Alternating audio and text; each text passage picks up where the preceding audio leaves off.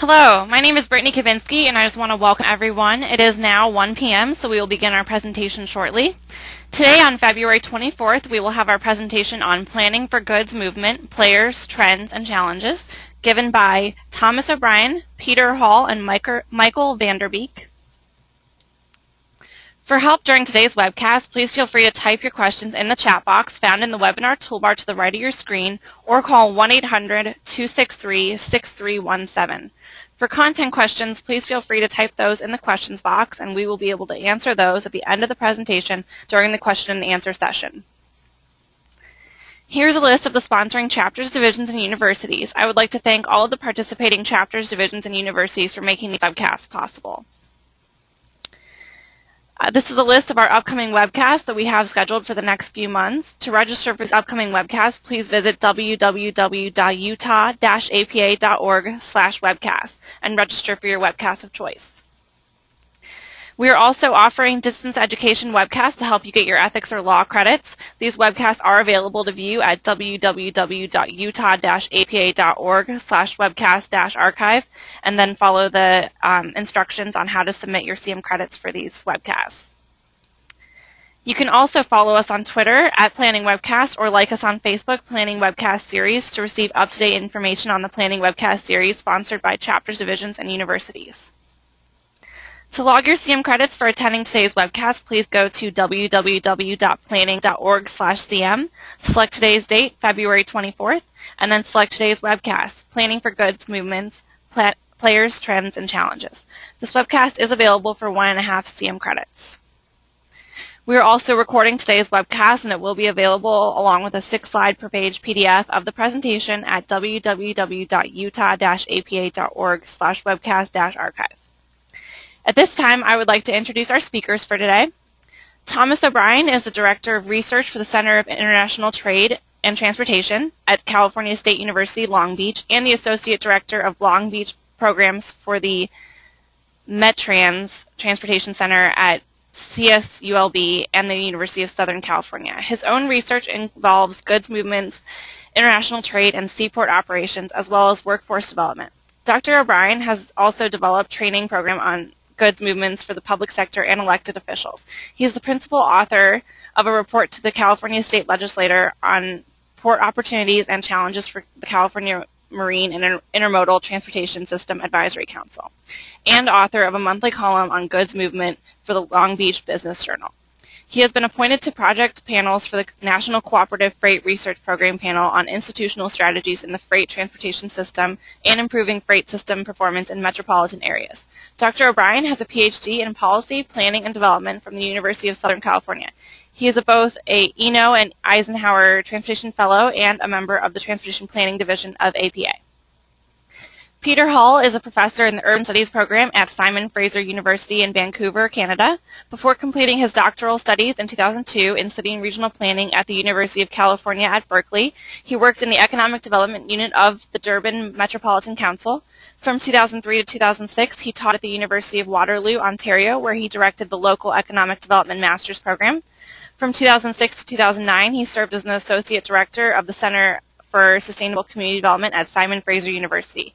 His current research examines the connections between shipping and logistic chains, transport sector employment, and the development of port cities. His research on ports has been published in several academic journals and edited volumes, and he is co-editor of Integrating Seaports and Trade Corridors. Michael Vanderbeek has more than 7 years of experience in policy planning and development, including strategic policy and planning, transportation and land use policy and planning, community planning and development, economic development, and sustainability. He is currently manager of strategic planning for the Port of Long Beach, where he helps the largest port complex in the Western Hemisphere pursue sustainable transportation solutions and local economic development opportunities through international trade. In his first year at the port, Michael led the development of the organization's first strategic plan in more than 2 decades. Michael is involved with numerous rail, road, and maritime transportation projects and initiatives that have significant implications for the local, regional, and national transportation infrastructure network. Working closely and regularly with ocean carriers, the trucking industry, the railroads, and regulatory agencies and trade organizations, Michael has helped to design and implement a variety of policies and programs that provide sustainable solutions to some of the U.S. most challenging transportation issues. More recently, Michael has worked with the U.S. Department of Commerce and other stakeholders to identify transportation policies and critical infrastructure projects that should be prioritized in order to achieve President Obama's goal of doubling U.S. exports in 5 years as part of the National Exports Initiative. In addition to his position at the Port of Long Beach, Michael is an adjunct professor of public policy and management at the University of Southern California School of Policy, Planning, and Development.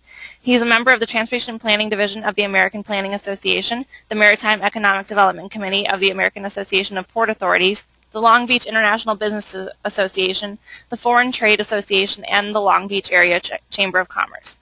I'm going to hand it over to Tom, as he's going to be our first presenter for the day.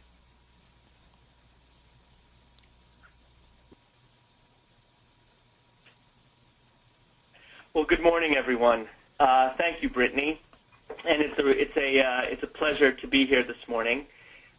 This is a big topic and a lot of material that we want to cover, and we look forward, the three of us, to having a good dialogue after. The topic is planning for goods movement, players, trends, and challenges. And my slide is not moving. There we go. My apologies. I thought I would start with a postcard from a place where I grew up in upstate New York. I was recently back there, and Troy is on the eastern bank of the Hudson River. And there was this picture is from the early part of the 20th century.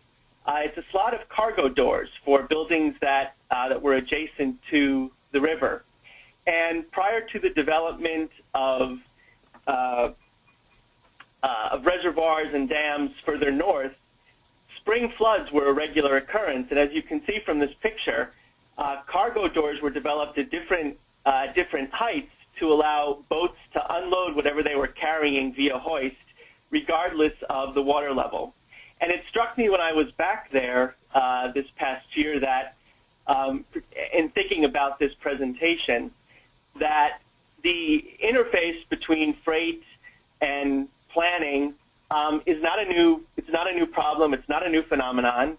That, as always, necessity is the mother of invention, and private carriers, people engaged in goods movement, have always depended upon the public sector for infrastructure development and public works projects, in this case the development of a reservoir and dam system, to allow them to do their jobs effectively. And that's just sort of some background and context to get us started for what we want to do today. As Brittany said, I'm going to be going over key trends in goods movement and supply chain management that are shaping the decisions that are being made by people who move freight today. Right? And then we're going to have, sorry, I'm still having, okay. Then we're going to have Peter looking at the relationship between stakeholders and the role of the planner.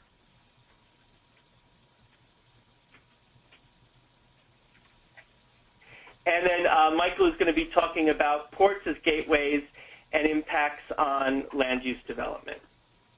Brittany gave a little bit of background. I just wanted to provide one other slide to sort of demonstrate my credentials to talk about this. I'm trained as a planner, proud member of APA, and as many people who get into the business, I fell into freight. I now teach logistics and supply chain management both in the classroom and online, and I've done a lot of work with decision makers, planners, engineers, elected officials, to help better inform them about supply chain and goods movement and how it affects the decisions that they make.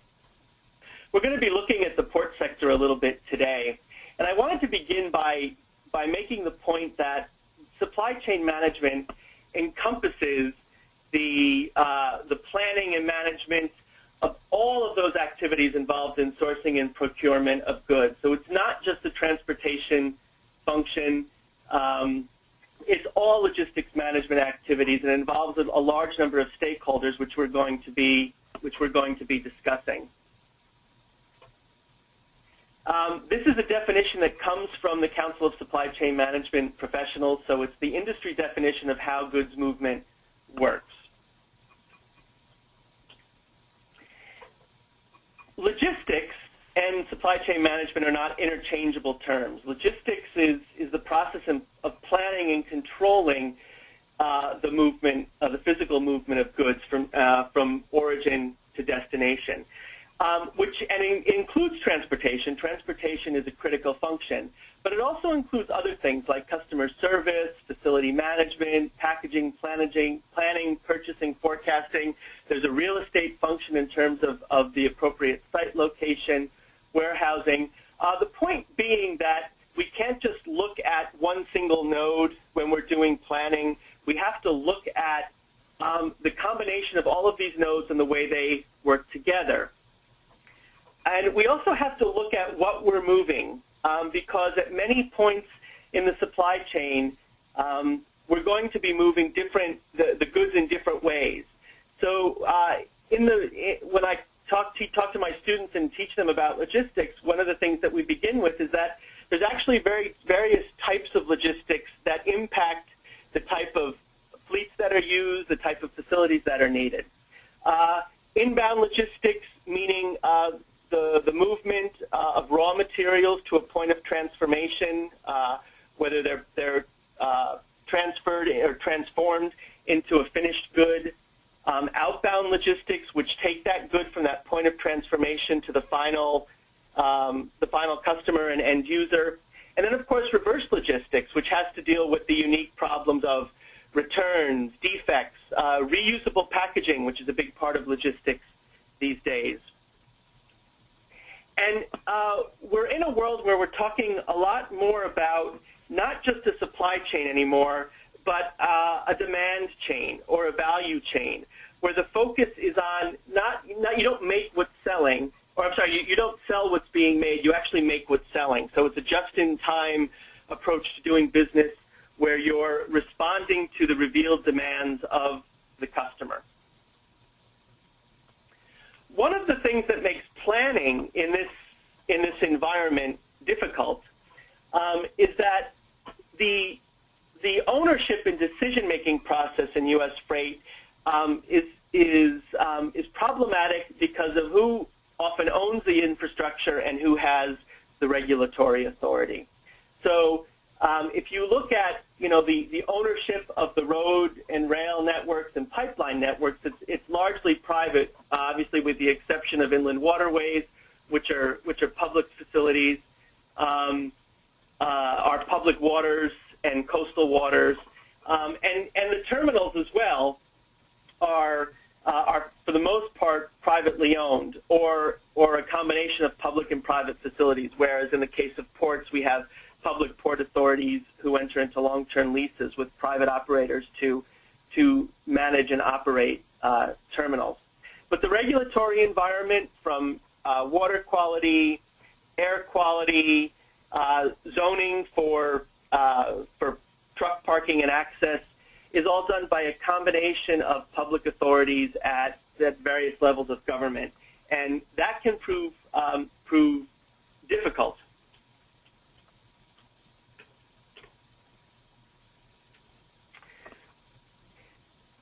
One of the other things to keep in mind when we're talking about planning for the supply chain and logistics management is that the people who move goods, the importers, the exporters, have a variety of modes of transport in combination at their disposal to move the goods. And it happens sometimes on a very rapid basis. Contracts can be negotiated on a very short-term basis. And so the public sector, in responding, has some difficulties in trying to keep up with the decision-making processes of the private sector. A number of factors go into deciding which mode of transport will be used.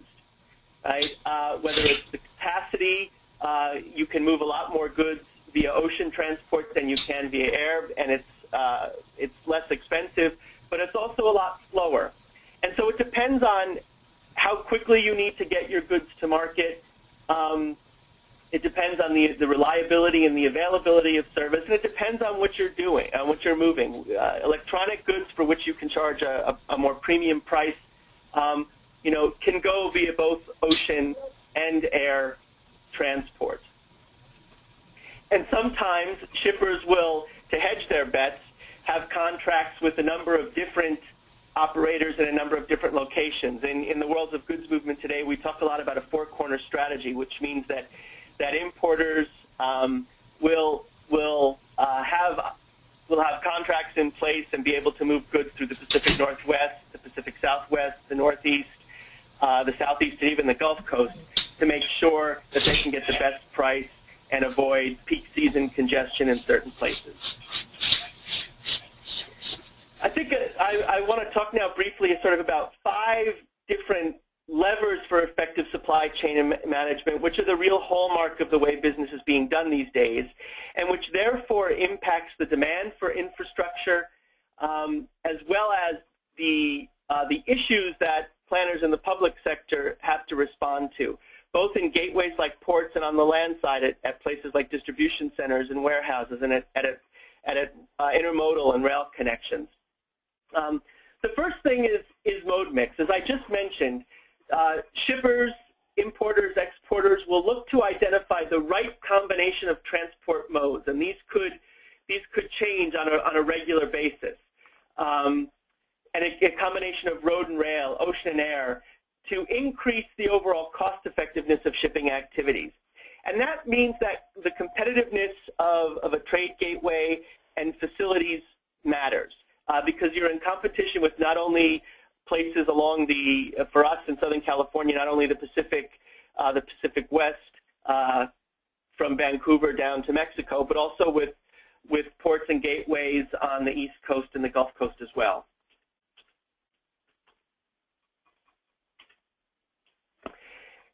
There's also a move toward taking advantage of economies of scale in the industry, while at the same time being able to operate on a just-in-time basis to respond to customer demand.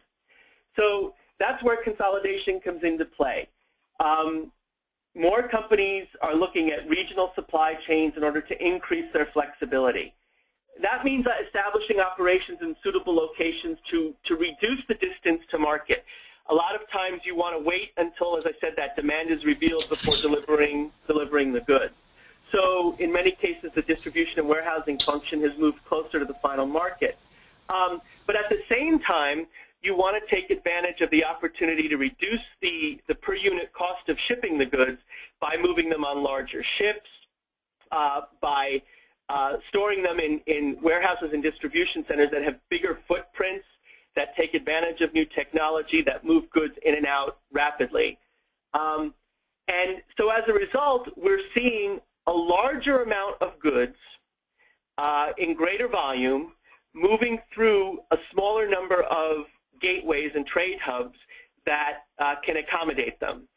So ports with deep waters and access to local markets, as well as the facilities that allow for the goods to be repackaged, consolidated on their way to final market. So it's consolidation in combination with agile and flexible supply chains once the goods get to this country.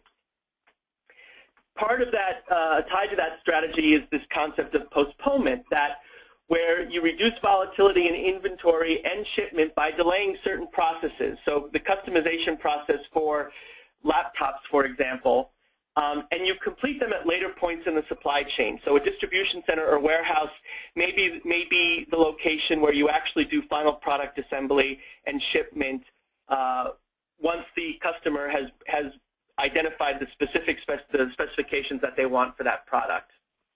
And that changes the demand for the type of facilities that you need. I mentioned the rerouting opportunities that with the four-corner strategy, you can shift the ports and gateways that you use. You can operate your supply chain with a combination of air cargo as well as ocean transport, rail and truck on the domestic side, as a way of keeping your costs lower and responding to changes in market conditions. And then finally, the concept of right shoring, right? We're very familiar with the notion of offshoring, and depending upon the combination of transport costs, whatever the cost of fuel might be, labor, importers are looking at using a combination of offshore manufacturers and distributors in combination with what we call nearshoring, so taking advantage of maquiladora or NAFTA provisions to reduce the costs and bring some business back to North America, or even manufacturing here in the U.S. And that obviously impacts the competitiveness of specific regions and the demand for facilities. A lot of what drives the way business is done in the U.S. is obviously our proximity and our connections to Asia, which is the largest source of manufacturing related activity. For those of us on the West Coast, that's helped us in the past decade or so plus because of our geographical proximity and our location as the first port of call for goods that are going to markets not only here but in the rest of the U.S. and even in some cases in Europe on their way from Asia. And that means that the real battle is for places in getting goods not only to this region but to the rest of the country through a combination of ocean transport as well as intermodal connections to the heartland of America via truck and rail. So the ports on the West Coast from Seattle, from Vancouver down to LA Long Beach are all about the same number of days transit from Asia. But it's how long it takes you to get to the interior of the country that can determine what type of facilities you need, right? And Chicago is important, obviously, because that's where all of the Class I railroads in this country meet. We have opportunities now through the Panama Canal, which is going to be expanded by 2015, to get to the same places in the heartland of the U.S. On bigger ships to the East Coast. There are opportunities to go through new developments in Mexico and Canada. Prince Rupert is a newer player in the game in essentially central British Columbia, but in the northernmost reaches of populated British Columbia, which provide direct rail access via the CN rail line to the eastern part of North America as well as the heart of America. So this means that the places that get the right combination of gateway and ancillary facilities that move goods are the winners these days in goods movement. Part of that is access to market. This is ProLogis is a major industrial real estate developer, and this is from work that they've done that looks at the percentage of U.S. population that you can reach within essentially a 2-day truck drive or 500 miles, and that matters because the 500-mile cutoff point is essentially the point at which rail becomes cost-effective and becomes competitive with trucking.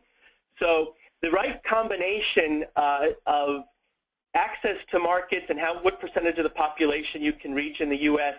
and the ability to move lots of goods through trade gateways is really important to importers. And so it's not just physical port capacity and access to market. It's the good road infrastructure from the port that many planners are responsible for providing, inland ports that provide intermodal rail connections that also make a difference. And for exports markets, it's proximity to a diverse manufacturing center that also gives you access to the same gateway or hub facilities. One of the things that we do, particularly here in the Southern California area, that adds value to the supply chain and which makes us more competitive, is transloading and cross-docking. When goods come off ocean containers, they come in standard 40-foot marine terminals. That's sort of the standard for goods that move around the world. But when you're moving goods across country, it's more efficient to move more goods in a fewer number of containers. So what you have adjacent to a lot of ports, but particularly along the West Coast, are facilities that allow goods to be transferred from 40-foot containers to 53-foot containers. So you can put the contents of 3 containers into two containers, which reduces the cost because you're handling fewer containers. It results in significant savings for the shipper. We also have cross-dock facilities where you're essentially transferring freight from one vehicle to another at a distribution center or warehouse without the goods going into the facility to be stored as inventory. And usually that's repackaging as part of this postponement strategy for goods that are going to the same destination. This is more common on the West Coast. Containers moving through the East Coast tend to move shorter distances because of the population density on the East Coast. So there really isn't a transport savings to offset the labor savings that you get from transloading and cross-docking. We're seeing an increased number of goods being moved through transload and cross-dock activities. As you can see, in 2006, about 35% of imports that left Southern California by train were transloaded. That was 45% in 2011. The East Coast is trying to stay on top of things by developing other intermodal connection facilities that reduce the time from port to intermodal transfer facilities in the heartland in places like Chicago, major projects like the Heartland Corridor that involves the cooperation of Class 1 railroads in many states on the East Coast, and the National Gateway from the CSX Railroad, all of these designed to help make the combination of rail, intermodal services, and ports more competitive with West Coast and take advantage of some of those goods that might be coming as a result of an expanded Panama Canal. And then just to close, just to give you an example of how a private firm decision could have significant large public costs, if you have a railroad that halts rapid service between LA and Chicago, that's going to create a new demand for trucking services. So you might have a major small package carrier respond by shifting some time-sensitive freight from rail to truck. That might mean the shift from a train to 90 different truckloads covering a 2,000-mile trip and 3.6 ton miles, which has significant congestion and air quality impact. So that's just to give you an idea of how what a private sector operator can do could have an impact on the public sector. I'll close. This is for your perusal once the slides are made available. I've made a number of what I hope are useful resources available to you, from the industry to government to trade data and things from that look at supply chain and social impacts, and a number of resources from the Federal Highway Administration Freight Web site, which are particularly useful, I think, for the planners. And with that, I'm going to end it. We'll take questions, I know, at the end. And I am now going to turn things over to Peter.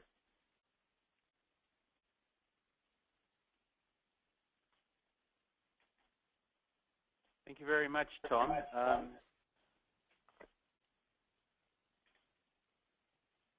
And I think that my slides are now visible. Good. Well, thank you very much, and thank you, Brittany, and thank you, Tom, for setting this up. In my presentation, what I want to do is talk about the interactions and stakeholders that lead to the kinds of outcomes that we see in terms of freight and logistics within urban areas, and hopefully make some of these broader principles of the way the market operates that Tom has explained very concrete for the function of urban planning. I'm starting here with a slide of the lower mainland of British Columbia, where I live, and as those of you who visited here will know very well, to the north, Vancouver is constrained by mountains, and to the south by the border with the United States. And in this constrained urban area, we can see, sure, that the port logistics firms and functions follow some of the historic patterns of the core port in the Burrard Inlet, clustering around the airport, along the Fraser River, which itself was a major freight corridor historically, but also with this kind of scattered pattern of logistics suburbanization And what I really want to show today is how the actions of the stakeholders and their interactions in supply chains, in creating in physical space the ability to move goods, how that leads to these kind of urban outcomes, which I think would be of concern to this audience. So I'm gonna start by just considering why we should care about this as planners. Then talk for a few minutes about the question why it's hard to get this stuff right. Why managing the relationship between freight and cities is so challenging. I'm going to then suggest that we can understand the challenge better if we think about supply chains as made up of interacting stakeholders who are structured in chains, and those chains have some features that we need to be aware of, and then end with some really briefer comments about the consequences of all this, how this plays out on the ground, and what are some of the directions towards better practice, but perhaps not providing full solutions. Well, first of all, why care? And we do hear a lot when we're asked why should we care about freight, about jobs.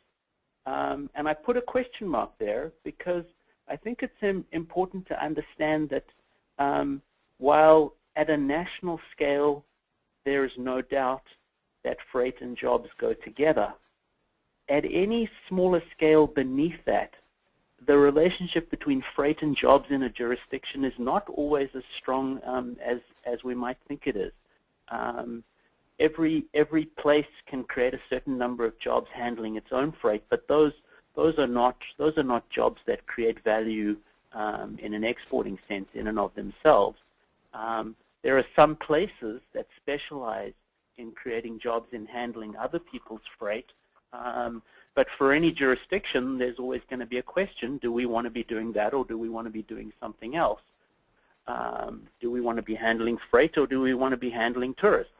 And then there's the question of the non-freight jobs. And there, we know that there are complicated positive relationships between freight and non-freight jobs, but they don't necessarily need to exist in any one place. So personally for me, why do we care? Jobs are probably not the main reason, and here's a slide sort of suggesting that in the largest port regions, those are the 11 biggest regions that are metropolitan regions associated with ports in the United States. The job growth in those regions over the period of particularly the expansion of containerization in North America hasn't been that impressive relative to other jurisdictions. Again, not to say that there is not a relationship. There is a relationship. It just doesn't necessarily play out within the local jurisdiction, and that's what contributes in part to the planning problem. So for me, the reasons why we should really care as planners about freight have more to do with urban efficiency.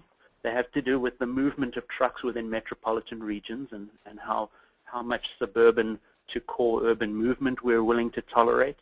They have to do with the impacts in terms of pollution and land take and environmental quality. They have to do with the distribution of those externalities, who gets to bear which of those costs. So I think there's a really strong quality of life case to be made for paying attention to freight. But of course, when we talk to the public about quality of life, the last thing they think about is freight, except in a negative sense. So goods movement causes its own set of problems and challenges, and just to sort of come back to reiterate some of the comments that Tom made, there are questions of who's responsible. How do we govern this stuff? There's this question of whether freight votes or doesn't vote. At a local level, freight doesn't vote. At other levels of government, perhaps freight interests are more organized and can exert their voice, but but that's difficult. Part of the challenge of planning with freight is that freight itself is so diverse. The vast majority of movements in any urban area of freight are local, and they range from parcel delivery to garbage pickup to supplying grocery stores. And then there are a whole other scale of movements of freight, coal, containers, between regions. Very, very diverse. We like to think that the movement of people are diverse and that people have diverse interests, but freight is probably more diverse. Complicating all of that is we have real problems with data at the city level. Then there are a set of challenges in terms of planning for this goods movement in terms of the mismatch between revenue raising through gas tax, through fees that can be charged at certain transportation nodes, and who gets to take the decision. And then at the highest level, the fact that trade and transportation policies are separate domains at government level. So it's a very challenging environment, and I think just to pile on a little bit more, it's a challenging environment because people don't think, when I say people, I'm referring to the general public, people don't think that freight has that much to do with them. There's certainly a lot of resistance in many communities to freight handling activities, and underlying that is perhaps what we could call freight blindness. People tend to assume that, well, you know, I'm not causing a freight movement because I buy things online. Well, nothing could be further from the truth. And finally, to sort of put this in planner speak, goods movement represents, in some senses, a wicked problem. And Tom has spoken about the way in which there's a tendency to larger and larger facilities consolidating flows in particular places. Well, that process creates what we can think of as a kind of a throughput conundrum, which is the idea that most movements in terms of interregional flows of freight are driven by priorities at a global or national scale. They cross boundaries. They, for reasons of efficiency, are concentrated in particular terminals and nodes, and so those activities are concentrated in particular places, but the benefits and the reach of those activities, the markets that they serve, the hinterlands that they're reaching, are, if anything, getting larger. So we have a real kind of, in a sense, spatial mismatch problem in the throughput conundrum. And then there's the break of bulk conundrum, which is that, which is in some ways is the flip side of the throughput conundrum, which is that the larger the flows are concentrated, the more likely we are to be able to manage them efficiently. Ships and trains exert a far smaller environmental footprint than trucks and airplanes. But ships and trains need large volumes, and they need large distances in order to be economically competitive. And that logic of that conundrum, the idea that bulk is more efficient, bulk is more environmentally benign than final delivery, doesn't really change the problem that at the end of the day, the good still needs to move that final mile. It still needs to reach the store. It still needs to be delivered to the office, to the home, to the final warehouse. Well, after all of that kind of bleak description of why this is a challenging planning environment, I want to now take a step back and ask the question: if we think about freight as being organized in systems of chains, how can that help us understand the challenges and help us understand what needs to be done in terms of the planning task? So I want to make a few points about the way in which chains are structured, particularly focusing on the idea that that chains are organized in systems of nodes and connections, that there are a lot of actors in them, to make a kind of dual point, which is that on the one hand, chains are integrated. They're integrated through information systems. They're integrated through ownership relationships, but they're never perfectly integrated. And it's at those points where the chains are not well integrated where we often find a lot of environmental externalities and other kinds of problems that cause headaches for local planners. So,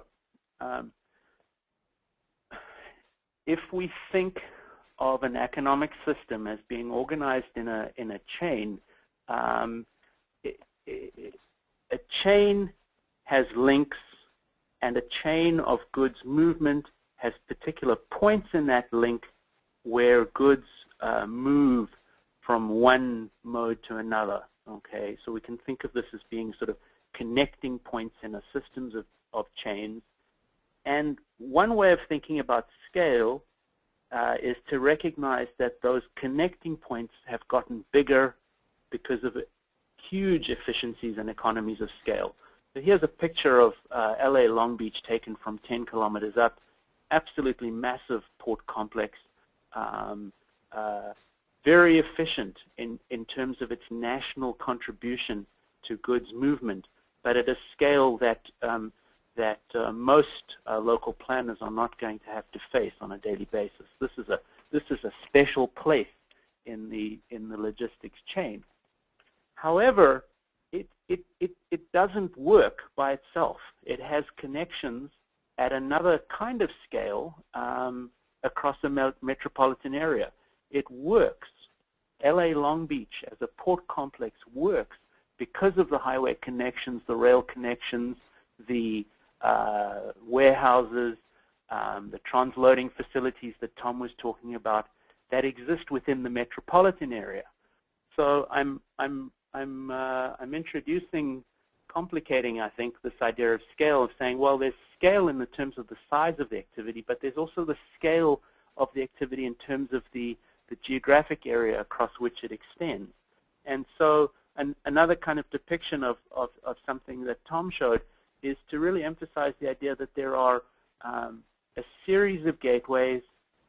The big seem to be getting bigger, and they exist within a geographic scale that ultimately makes sense at the continental scale in terms of its contribution to the economy, in terms of big movements, that makes sense at the metropolitan scale in terms of how those movements are organized, but yes, also operate at the node scale in terms of these large facilities that are the anchor points or the connecting points in the chain.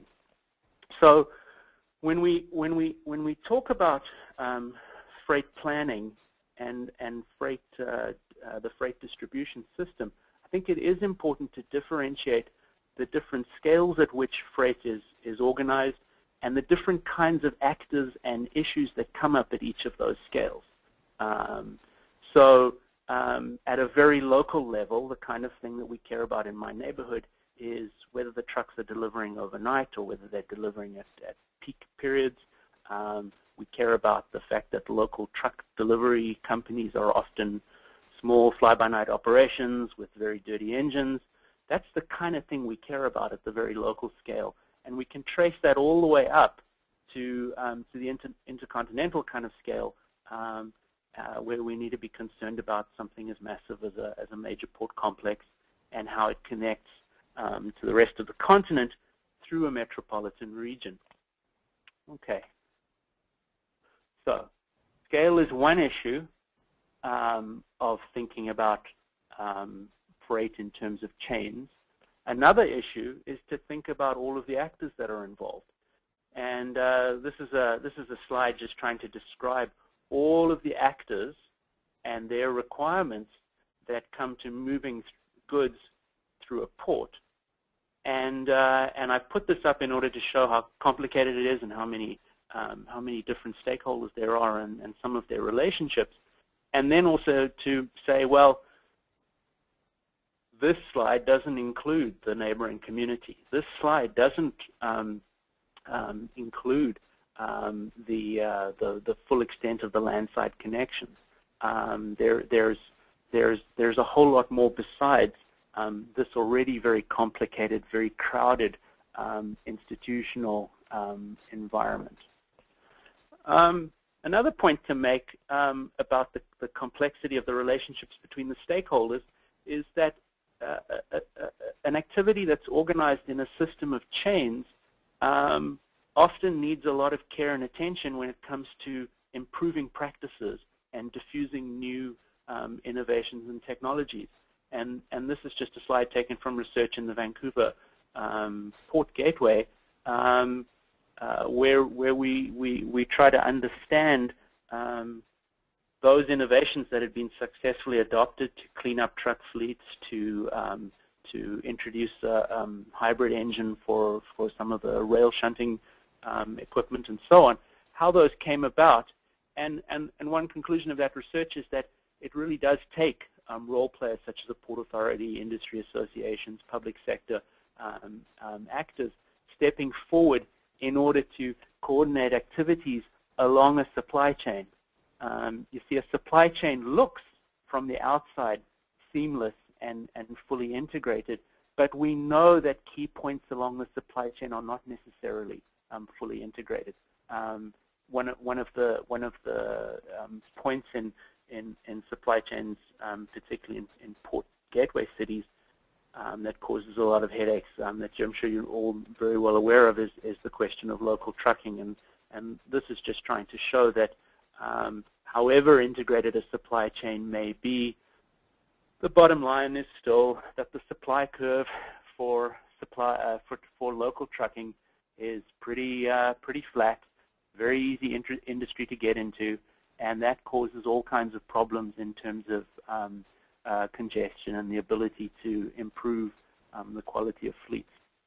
So what are some of the urban consequences of the way in which freight movements are organized in these chains? Well, one implication is that key points within a chain have very extensive land requirements, but they require land that is also well connected. So what does that look like? Well, increasingly that looks like urban edge land, and particularly given some of those comments earlier about freight NIMBY and freight blindness, in a complicated metropolitan area where there's resistance to freight in some places, where freight interests have a need for large land parcels and good highway access, we really have the potential for a very fragmented patterns of land use and a very potentially negative set of impacts on urban form in terms of logistics suburbanization, in terms of a lot of conflicts around the connections between points in the metropolitan area. And just one illustration of that is some survey work with municipalities in the greater Vancouver area. What are the freight port logistics issues that municipalities are hearing about that are becoming a focus of council attention? It's traffic, it's noise, it's questions of public consultation. There seems to be a really, we seem to have actually developed ways of managing site development for handling freight within metropolitan areas. But what we continue to struggle with is with ways of dealing with the conflicts along the routes that connect up the site. So in summary, this is a challenging area for planning and for decision making. The forces of change are often well beyond the jurisdiction of a local planner. The considerations, of course, they start with local land use designation and zoning questions, but they really only seem to make sense in a regional or metropolitan perspective, and often even in in an even much bigger perspective than that. And then finally, it's not always clear that existing transportation funding and planning mandates match up with this. The bias, even at the metropolitan level, is still more towards the movement of people than towards the movement of goods. And so here are some thoughts to conclude with in terms of ways forward to better practice. And I've divided them into thoughts around process and thoughts around outcome. If we think of the kinds of process that are needed, I mean, these are processes that revolve around working out the relationship between the local places that are handling this throughput conundrum, dilemma, and their relationship to the wider region and to the wider nation. And then in terms of outcomes, I think there has been some good work done in terms of interpreting what more sustainable planning for freight might look like in terms of efficiency, equity, environment, governance, and also in terms of a framework that's dynamic, because I think one of the key points that came through in Tom's presentation is that this is a dynamic system, and that the actors in freight systems do have choices about where else to go. The last thing we want to be doing is building a city for the handling of freight, only to see those freight flows go somewhere else. So with that, I'm going to pass over to Michael, and thank you very much. All right, thanks, Peter. And let me just pull this up and make sure that I'm good to go.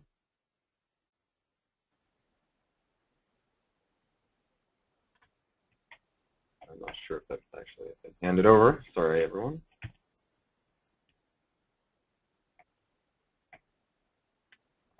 So everyone's probably seen a picture of me and my girlfriend, or my recent wife, actually. I should announce that. Let me get this PowerPoint up here real quick. There we go. Perfect. Okay. So I would like to just go ahead and thank everyone, welcome everyone. Thank you, Tom and Peter, for those great presentations to introduce. And thank you, everyone, for participating. I understand we have about 500 people on the webinar at this point, so that's great. So what I want to do today is I'm probably going to reiterate to a certain extent some of the things that Tom and Peter have talked about already, but I do want to focus this more on LA Long Beach in particular, kind of as a case study. My goal today is really to raise questions more than I'm gonna propose answers.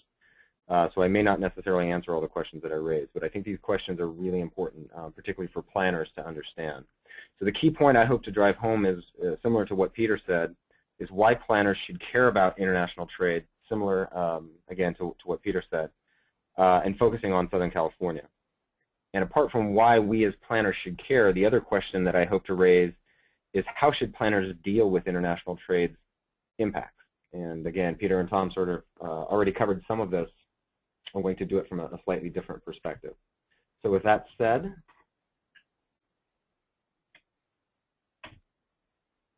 key point to understand, and I think this is really important because a lot of planners, including myself, like Tom mentioned in his presentation, sort of fall into freight. It's not something that you go to school necessarily for and say, hey, I really want to be involved in goods movement, et cetera. It's just one of those things you kind of fall into because in a place like Southern California, for example, it's all around you and pretty hard to avoid, and in fact very interesting from a planning perspective.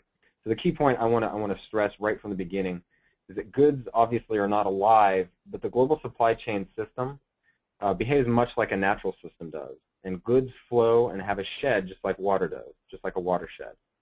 And what I mean by that is that goods basically will find a way to get to consumers. And there are lots of different routes for goods to get to consumers, but they will find a path. And so I think the task of planners is to really help identify what is the optimal path for those goods to get to market, because they will get there, particularly in our globalized economy at this point. It's pretty hard to stop them. So managing good flows is as challenging and nearly as important as managing water for modern life, even though we don't necessarily think about it that way. The stuff that we consume our economies and our urban environments would utterly shut down without that stuff, because most of it is non-local and it comes from distant suppliers, that if we don't have those things, it's very, very difficult for us in an urban environment to function. So please keep that point in mind throughout the rest of this presentation. Key questions, I think, for planners related to goods movement and to freight in general. What should be the proper role of ports in international goods movement in urban development? What's the proper scope of development for individual ports? And why should planners care about goods movement in ports?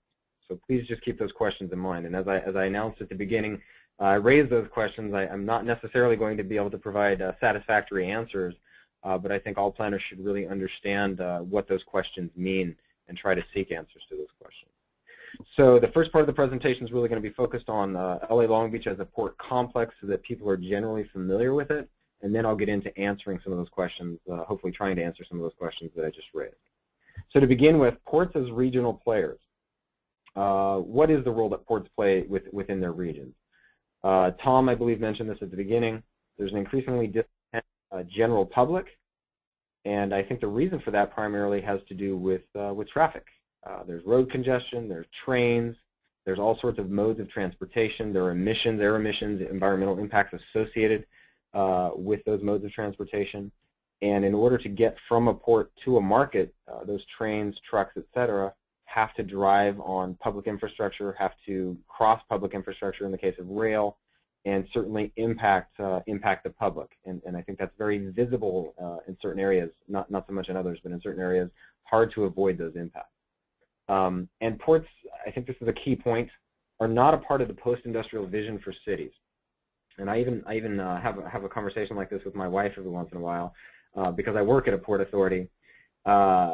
You know, ports are still perceived largely, I believe, as almost a 19th century or early 20th century phenomenon. They're an industrial complex, and you're moving goods by water, and it doesn't sound very sexy. You're not using jets. You know, you're not. It's kind of the old basic maritime industry, and it's a very old industry. And I think because of that, it's not often imagined as part of the post-industrial city. But they're very critical, in fact, to the post-industrial city, because we want things like iPhones, and we don't necessarily know or even care, as Peter pointed out with the freight blindness phenomenon, nor even care where goods come from. But we absolutely expect those to be on store shelves when we go to buy them, or if you order through Amazon or something like that, that's going to be delivered within a couple of days. And if you don't think about where the goods come from, it's very easy to have that kind of a demand. But when you start to understand that everything has to be delivered on infrastructure, you really start to see that play out. So, and then there's also the political conundrum. And basically what that means is, you know, you hear it a lot in the debates because we're in an election year, talking about jobs and the quality of jobs, and you know, especially China tends to get singled out because of its large production facilities for export to the United States market. But globalization and offshoring make business sense. If they didn't, businesses wouldn't be doing them. But that's not politically viable, or increasingly less politically viable to come out and say that. So the political perception is basically that you get a lot of burden and very few benefits to show for it. Now, it's not necessarily true, but certainly you can point to manufacturing jobs being lost and outsourced to other countries, again, particularly China, and it becomes a political conundrum. So freight gains this sort of bad reputation as it's all imports, it's all from another country, and the result is fewer jobs for, and I'm speaking from a U.S. perspective, fewer jobs for U.S. workers. That's not necessarily the case, and I'm not going to get into that because that's not the focus of my presentation, but that is one of the pieces of baggage that I think when you're in the freight industry that you have to deal with. So one thing I really want to stress is that not just port authorities are involved in the supply chain. I work at a port, a U.S. seaport. We're a public entity, a department of the City of Long Beach, but our role in goods movement is very specialized and frankly very small. All of these on the screen here that you can see, all of these entities that sort of surround that blue orb in the middle, ultimately are far more important, I would argue, to the flow of goods movement, or the flow of goods, than the port itself. Now, why is that? That's true because those goods can go through any port and ultimately get to their final destination. Again, just like water. Water can go through any route to get to its final destination. I work at a port. It's in our competitive best interest to have cargo, But that said, cargo can and will go elsewhere to a different port if it needs to. So all of the supply chain partners that are listed around this blue orb are really the key players, and port authorities basically facilitate the movement of those goods within their region. Now, focusing on just the geography a little bit, make sure everybody knows exactly where I'm coming from here, literally. Got obviously the San Francisco Bay Area, Silicon Valley up in Northern California or Central California, depending on how you think about it. LA Long Beach in the south. Zooming in a little bit, and Peter showed a similar aerial. This is the greater LA region, and if you look at that yellow circle, you can actually see, it's like the Great Wall in China. You can see the Port of LA and Long Beach from space, and I'm not exaggerating. You actually can't. Singled out there very much. You see Terminal Island called out pretty clearly, and then when you zoom in, this is what the port complex looks like. And from a jurisdictional perspective or a governance perspective, it really is two separate port complexes located side by side in the same bay, San Pedro Bay. Long Beach is operated by the City of Long Beach. Port of Los Angeles is operated by the City of Los Angeles. But that said, to all non-local entities, it's basically a single gateway. And so this is actually a more accurate representation of the ports. Even though they are two different port authorities, for all intents and purposes, from an international perspective, they are one port complex. And that has a lot of challenges for the planning side as well, because you basically, not only do you duplicate services at the administrative level, which is a question as to whether or not that's the most efficient way to do it, but you also end up in some cases, we do collaborate, but frankly we compete and have plans that don't necessarily fit as well together as they could. So just to point out where LA Long Beach falls in the global picture, Shanghai, Singapore, Hong Kong, Shenzhen, and Busan in Korea round out the top 5 global container ports. Los Angeles, Long Beach, as of 2010, was number 6. And then you go back down and you have 3 Chinese ports and the port of Dubai. So we are one of the largest port complexes in the world, number 6 in 2010. We've since actually fallen to number 8 because of growth in primarily in China. We've been surpassed. We're now 8th as of 2011. But still absolutely a major player in global goods movement. And this is how we compare nationally to other ports. New York, New Jersey, certainly the largest metropolitan region in the United States, but from a goods movement freight perspective, because of LA Long Beach's proximity to the Pacific Rim and to the manufacturing centers in Asia, particularly China, we are the beneficiary of far more cargo than any other single port complex in the United States. LA Long Beach, again, 2 separate port authorities, but if you combine them, we're almost 3 times the size of New York, New Jersey from a volume, container volume perspective. So that just paints a picture, hopefully, of how impacted the Southern California region is by goods movement and freight in general. So just some basic stats. I won't spend too much time on this. You can kind of read through it on your monitors. The one thing I do want to stress is that, as I mentioned, about 40% of U.S. containerized cargo from all coasts moves through Southern California, and that translates to about $320 billion worth of goods. We either import or export goods to all states within the United States. So that means that all 50 states in the United States, including Alaska and Hawaii, are served by the ports of LA and Long Beach. And that's the reason we're known as America's port. And also, frankly, we've been very aggressive on the environmental front, and so we've claimed the title of Green Port as well. And I'll talk briefly about that at the end of the presentation. In terms of impacts and benefits, on the benefits side, about 3.5 million jobs across the United States are linked to the 2 Southern California ports. And that translates to about $120 billion in wages. And approximately, just in Southern California alone, about 700,000 jobs in the 5 counties. And that represents, for the case of Long Beach, 12% of all employment is trade or port related. In other words, we're a juggernaut in terms of employment in Southern California. Most people don't realize that. Most people who aren't in the freight business or goods movement industry still think of Southern California largely for its entertainment industry and certain other industries. And the weather, obviously, people think of the weather when they think of Southern California. But the fact of the matter is, particularly in Long Beach, but even regionally, nearly 10%, 1 out of every 10 jobs is linked to international trade. So that is a huge, component of the Southern California economy. Now, this slide I want to focus on here briefly, because I want to make a point with this, and this is where I want to start to get into that why planners should care. Not just people living in Southern California, not just planners working in Southern California. Why should planners around the country and around the world care about ports and freight? You know, Peter mentioned this as well. If you look at 2001, the combined market share of LA Long Beach ports was 27.6%, and that's of all North America, not just the United States. 27.6% of all North America. Flash forward 10 years to 2010, the market share was 27.7% for both LA and Long Beach combined. We actually grew 0.1% in our combined market share over 10 years. And if you look at the other ports, most of those lines, even though there is some growth with certain ports, most of those lines are fairly flat as well. And what that means, basically, is that even over 10 years, there's been a massive amount of growth in the volume of goods, but market shares have remained relatively flat. And what does that mean? That means that growth is occurring simultaneously, not just in Southern California, but at all ports around the country, and at most ports around the world are experiencing growth commensurate with their national economy.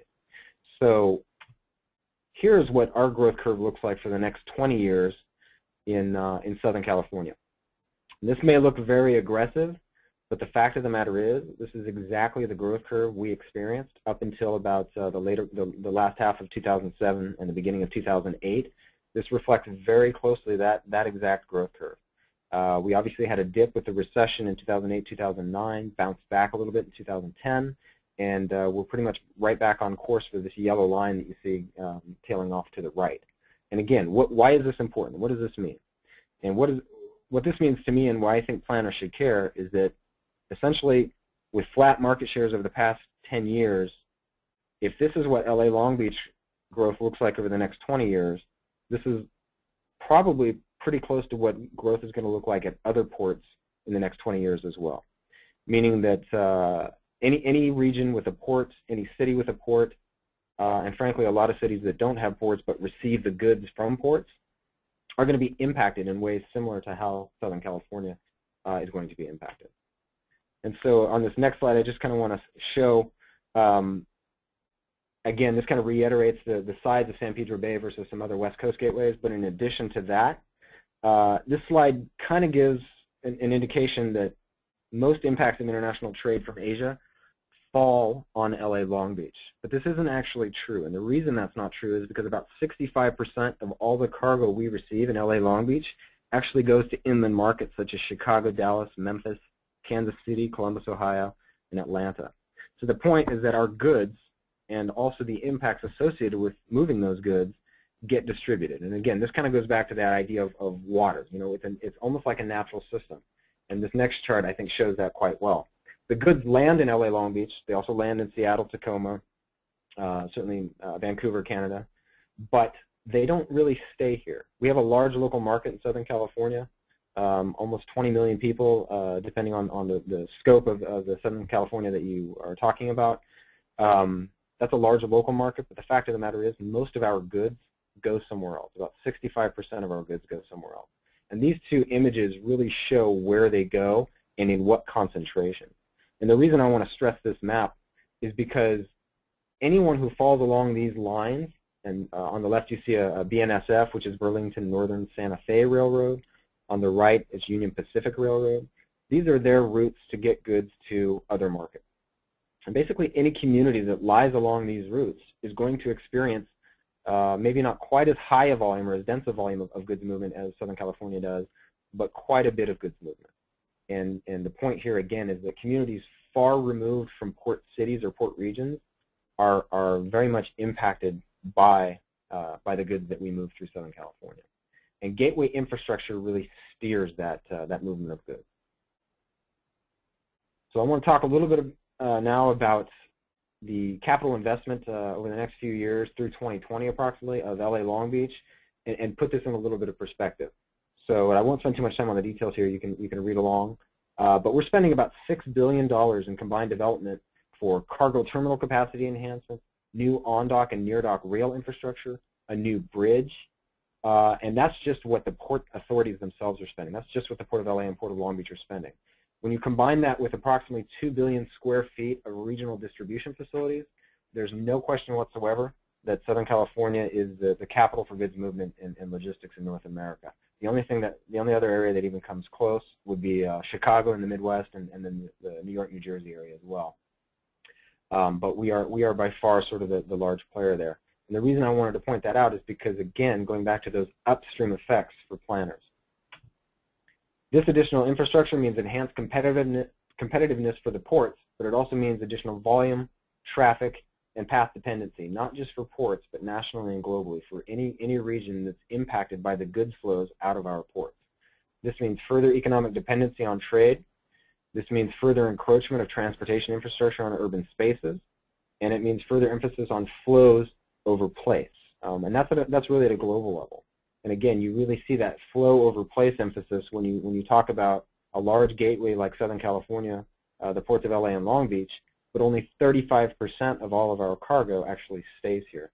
That means we are very much a place of flows, and we try to get goods out of here as quickly as possible to those other markets. And I want to bring this home with a couple of images here. So guess where these ports are? Obviously, it's a rhetorical question. If this were a classroom setting, I'd actually pose that question and hope for some answers. But in this case, since we can't really get responses, the point is just to show that even though these are large ports, quote-unquote ports, where are they actually located? They're not really very near water. That's the point. North Baltimore, Ohio, Birmingham, Alabama, Dallas, Texas, and Joliet, which is basically a suburb of Chicago in Illinois. This is where a lot of these goods that come through Southern California end up. And they have to be handled at their destinations just as they have to be handled here at the ports when they come on land off of the vessels. And the point here is that there are a lot of jobs associated with this cargo, but there are a lot of needs for infrastructure, for port-related infrastructure, well inland from the port. And planners have to understand how to handle these impacts, how to handle this need, this demand for goods movement infrastructure, and how to deal with the impacts of this goods movement infrastructure on local communities that are far removed from the ports themselves. So going back to the key questions that I posed at the beginning of my presentation, what is and what should be the proper role of ports in international goods movement and urban development? What is the proper scope of development for individual ports? And why should planners care about goods movement in ports? So I'm going to try to just kind of briefly, in general terms, deal with each of these questions. So the first one, what is and what should be the proper role of ports in international goods movement and urban development?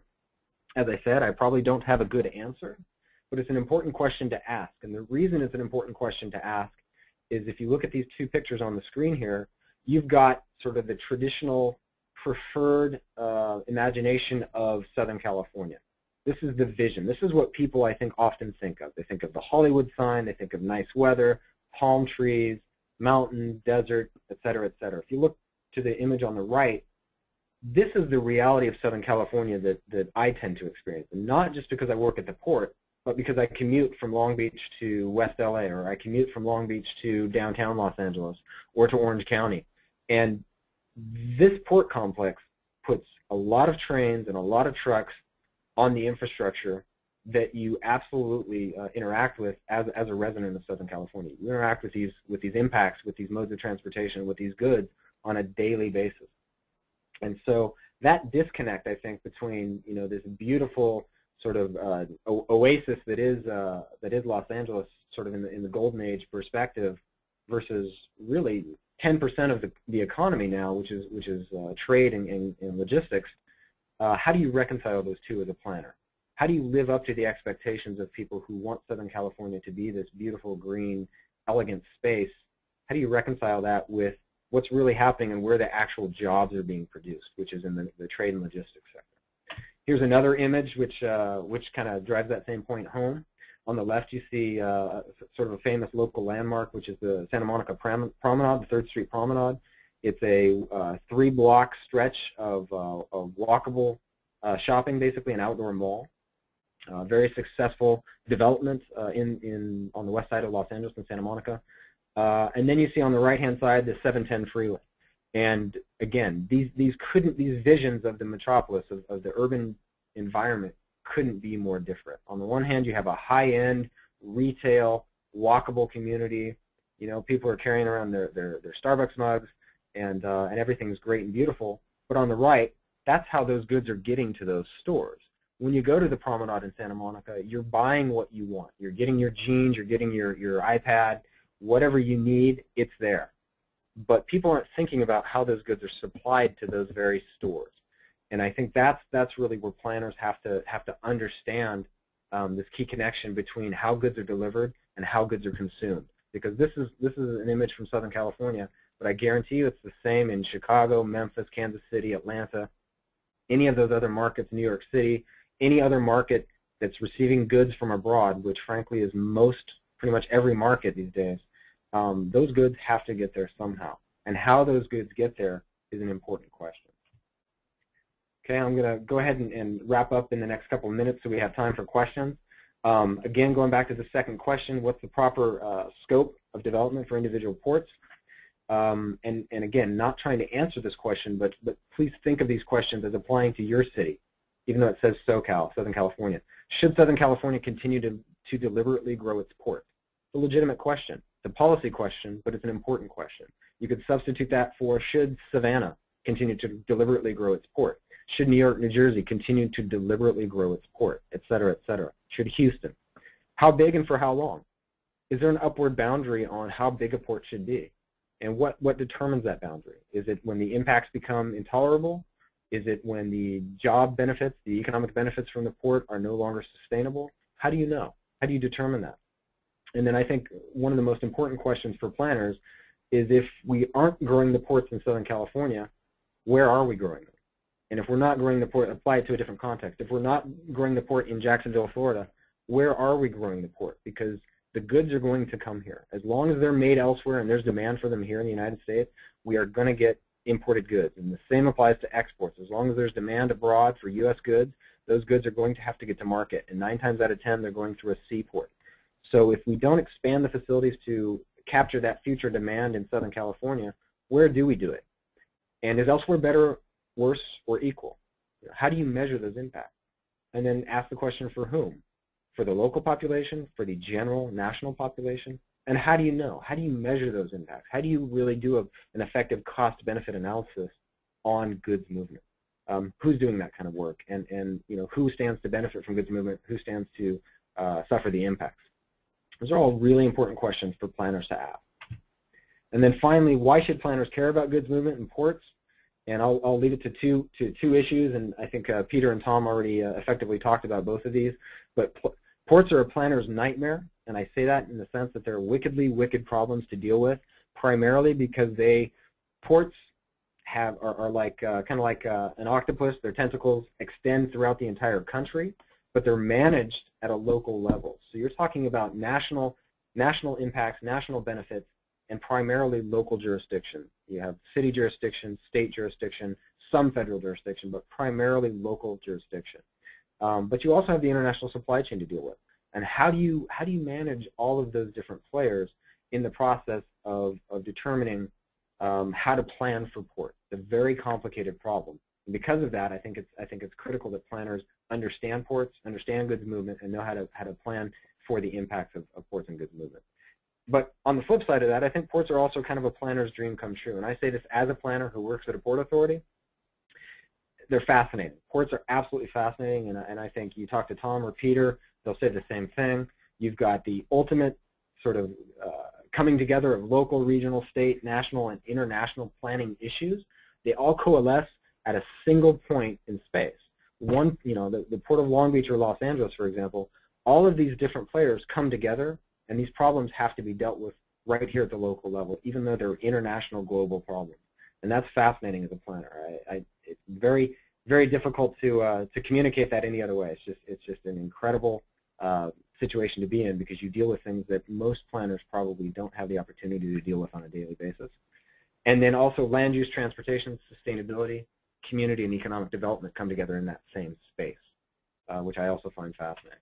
And I just want to end my presentation, because again, I want to make sure we save time for questions. I want to end my presentation by talking about one collaborative effort that LA Long Beach, together as a port complex, has worked on intently over the past several years, 5 years now, the Clean Air Action Plan first came out in 2006, and I want to throw this out there as a final slide to the group because I want everyone to understand that as a planner, there are things you can do to deal with and manage the impacts that I've just spent the last half hour talking about. So it's not all rhetorical questions, and it's not all talking about how the impacts, how significant the impacts are without any solutions. There are solutions, and I think planners just have to be very creative about finding those solutions. So in the case of LA Long Beach Ports, the Clean Air Action Plan basically was a plan that we came up with back in 2006 to effectively manage the impacts of our port complex. And we did this because there was a lot of political pressure, a lot of community pressure, and a lot of even pressure from the business side to make sure that we're growing in a sustainable way, and that's very key. And just to focus briefly on the slide on the latest data, because of the efforts of the Clean Air Action Plan, which have involved basically cleaning up the emissions from all of our different modes, we've seen a 72% decline in diesel particulates since 2006, 73% cut in sulfur oxide, SOx emissions, and a 46% reduction in NOx, all since 2006. And even on the greenhouse gas side, when we start to think about global warming or international issues, an 18% reduction. So there are things that can be done, and ports are an important player in trying to figure out how to manage those impacts in addition to the freight itself. Okay, by way of conclusion, just want to wrap up. Trade benefits many, impacts few. Upstream impacts of ports are increasingly significant in non-port communities. So this idea of you can run but you can't hide, just because you don't live in a port city doesn't mean you're not going to be impacted by freight movement. You absolutely will, as long as you're buying stuff. And finally, planners are critical to the ability of cities and regions to manage the benefits and impacts of global trade sustainably, such that ports and other goods movement entities can mitigate impacts to the maximum extent possible locally while continuing to provide benefits to consumers globally. And I have a few resources here. I won't spend much time on this. Tom's presentation certainly had a lot more resources, and I know these presentations are going to be made available later, so I'll conclude with that. And I want to thank everyone, including my co-presenters today, and that's it for me. So I believe I need to now turn this over. Okay, great. Thanks, Michael. You can leave up your contact information, and if we don't get to some questions today, feel free to shoot Tom, Peter, or Michael an email, and I'm sure they'll be happy to field your questions. So our first question comes in from Andrew McCown. What effect does this fine-tuning of supply chains have on the stability of those chains? How much will disruptions in fuel, materials, etc. affect this model? Why don't I take a first crack at that? The impacts are real and immediate, and supply chains have to be agile and prepare for disruptions, or else they're not going to be competitive. A couple of things come to mind with regard to fuel prices. The impact over the past couple of years of rising fuel prices has encouraged ocean vessels, ocean carriers, to engage in what's called slow steaming, which means that they take longer on a transatlantic or trans-Pacific voyage as a way of reducing the amount of fuel burned and reducing costs. And that means that supply chains have to build that into their schedules, their pro formas, so they know that it's going to take them longer to get to market. On the airside industry, the impact of rising fuel prices and reduced demand because of the recession has meant that some goods that would normally be sent on larger air cargo freighters have been shifted to smaller planes, or because about 50% of air cargo is moved in the belly of passenger planes, that's posed a real problem for air freight because of reduced demand. We've seen a lot longer routes flown using 737s, which means less room for cargo. And the supply chains have had to shift and adjust and look for alternative means to get to final market. I hope that sort of gives you an idea, but supply chains are actually thinking about how to plan for disruptions now. Okay, great. Our next question comes in from Elizabeth Ledette. About freight not having a vote at the local level and the average person's lack of perception of freight needs, do you think freight, especially rail, does itself a disservice with the "you can't make me" attitude planners often see? I'll take that one. I think that it is true that there are in the freight industry some operators that have historically had a sort of attitude that that we're here and we don't need to negotiate our social license, and that's something that's an accusation that's often thrown at rail, and in some cases it's fair, and I think in other cases it isn't fair. I think that the need for those freight actors and for planners to engage a conversation about the importance of freight and why, if you don't want trains, you're going to get more trucks, for example, is really important. So I think it is an attitude that's out there, and hopefully it's one that can change. I just want to jump back to the previous question about the flexibility of supply chains. I think it's probably true that first thing to say is that supply chains are set up so that they provide alternatives, so that if there's a disruption, there's another way of going. So inherently, there's a certain kind of flexibility that's built in.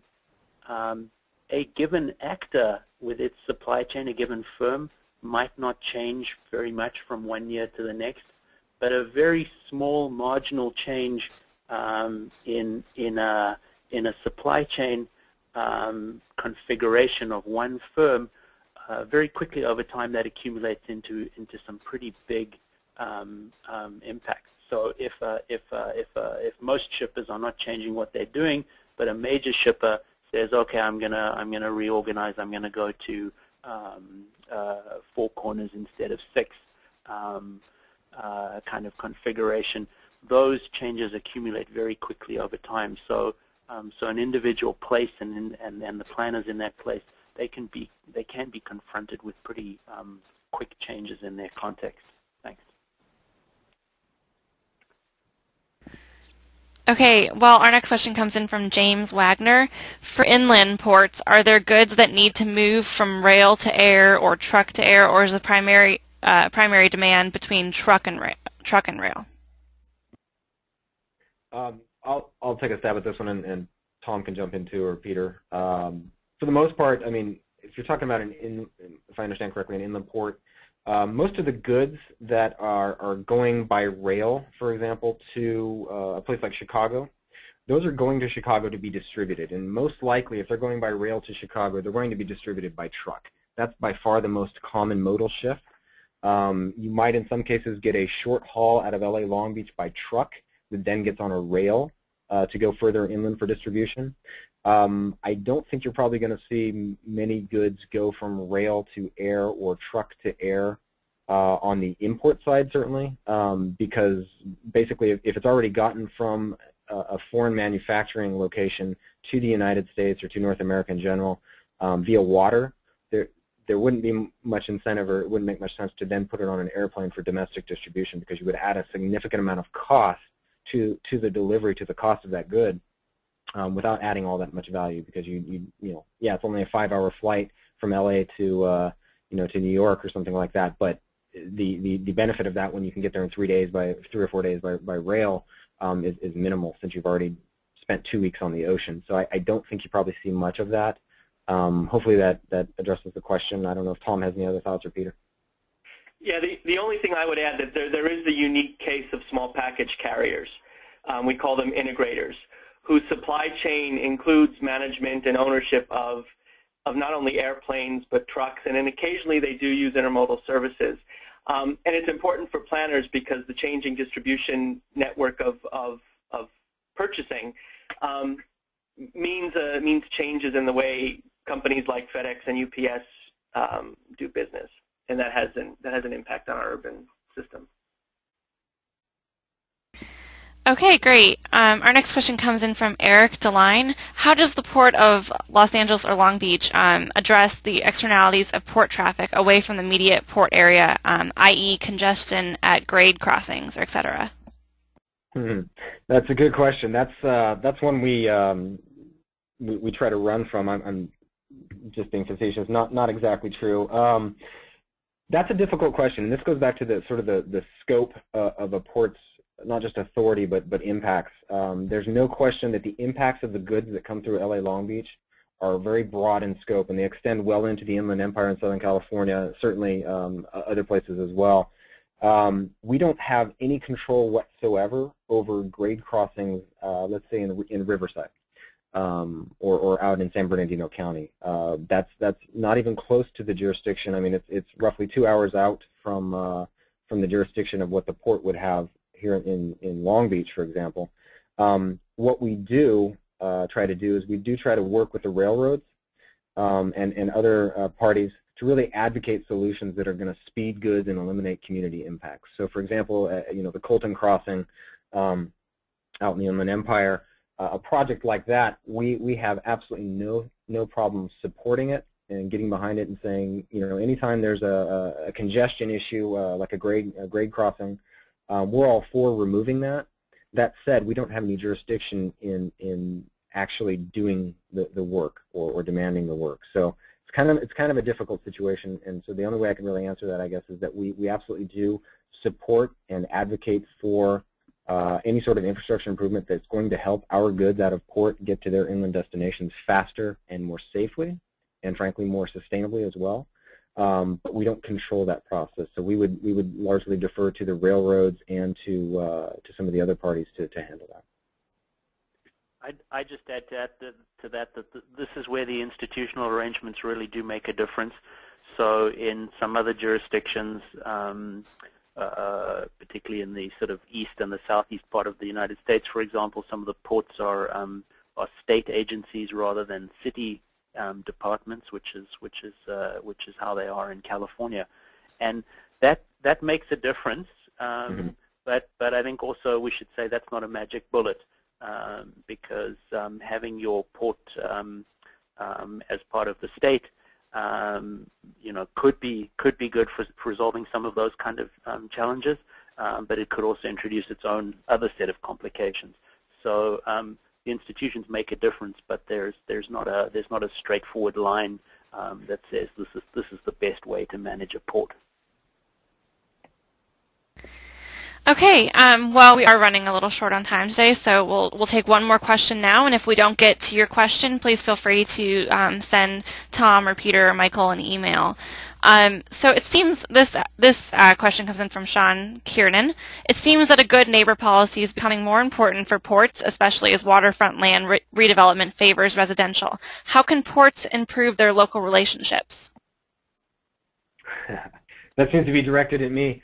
I think that's a very important question and a great observation, and I would say that absolutely is true, and it's not unique to the United States. I think this is happening all over the world, frankly.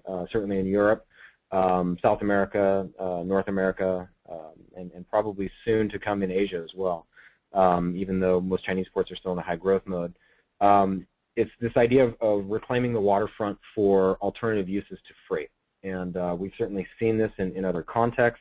And I think to answer the question sort of more directly about how do ports become better community partners, I think it's taking a realistic approach and understanding to what exists and what value there is in future development of different types. So, for example, there are areas in Southern California, you look around near the ports, that it might make sense to do a different type of development, maybe a residential or recreational type of development as opposed to freight. And over in San Pedro, which is part of the Los Angeles Port of Los Angeles, they are looking at that. They are looking at alternative forms of waterfront development, which would include shopping, retail, recreation, entertainment, etc. And they're partnering with their stakeholders to develop some of those things because there's demand for that. On the Long Beach side, because of our geographical situation, we don't right now really have too much. I don't want to say pressure, but too much.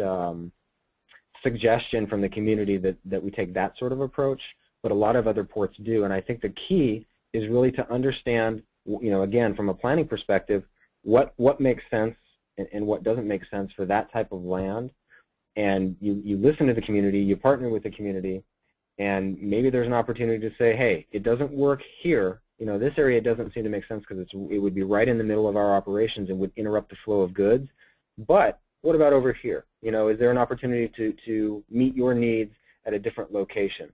And maybe provide those services or provide some funding or frankly just work with the community to do some of the planning for those sorts of alternative developments in an area where they can meet the community's needs but not necessarily impact the flow of goods. And I think seeking those kinds of compromises rather than just saying no, absolutely not, or saying yes but then it kills your business is really the only way to go. You have to find out what really the community is asking for. Do they want that location, or do they just want that sort of development, and trying to work with them to make it happen where you can.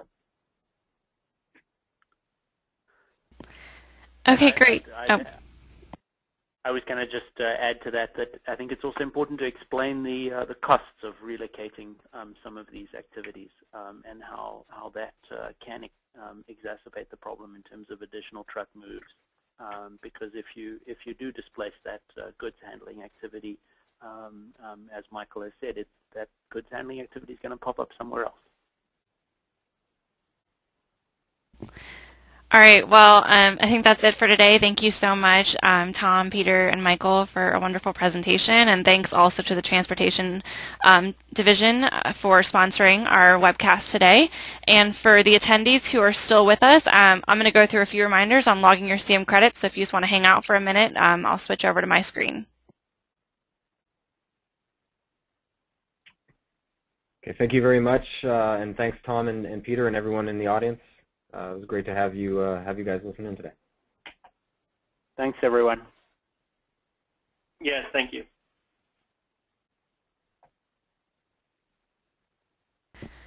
Okay, well, for those of you who are still in attendance, I'm going to go through a few reminders. First off, to log your CM credits for attending today's webcast, please go to www.planning.org/CM. Select today's date, which is Friday, February 24th, and then select today's webcast, which is Planning for Goods Movement, Players, Trends, and Challenges. This webcast is available for 1.5 CM credits.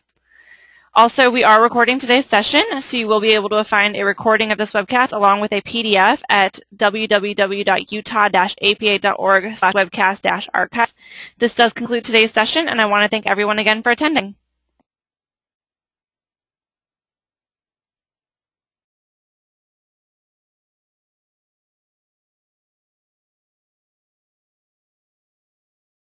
The organizer has ended the session, and this call will be disconnected.